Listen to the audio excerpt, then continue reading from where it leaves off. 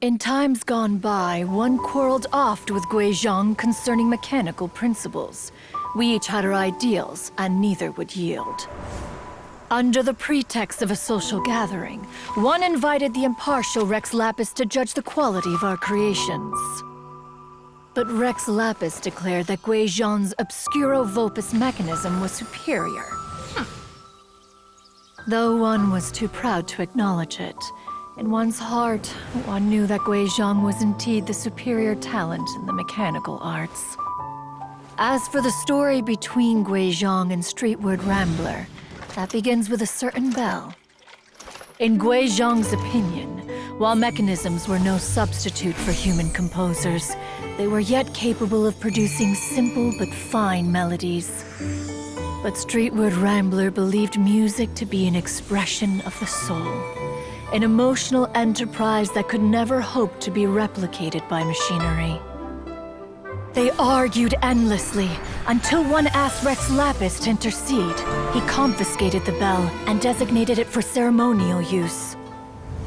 Thereafter, one would often find them convening in the mountains, discussing music, mechanics, and all the affairs of the mortal world.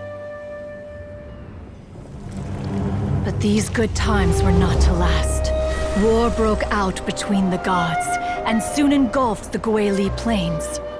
Guizhong was overpowered by the enemy, and fell in battle. When Streetward Rambler and I arrived at the scene at long last, all that remained among the ruins was her lifeless body. After this, at Streetward Rambler's request, Rex Lapis granted her the cleansing bell for safekeeping. To honor our friend's memory, one made a few finishing touches to her ballistic device. Many lantern rites have passed since then. Many greetings and goodbyes. Upon what do you gaze? The Guili Plains? No. It's everything.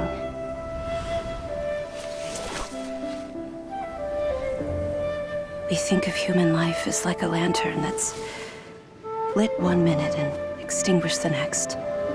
But are we Adepti so different? Perhaps as dust settles after a storm, we too must one day return to the world below.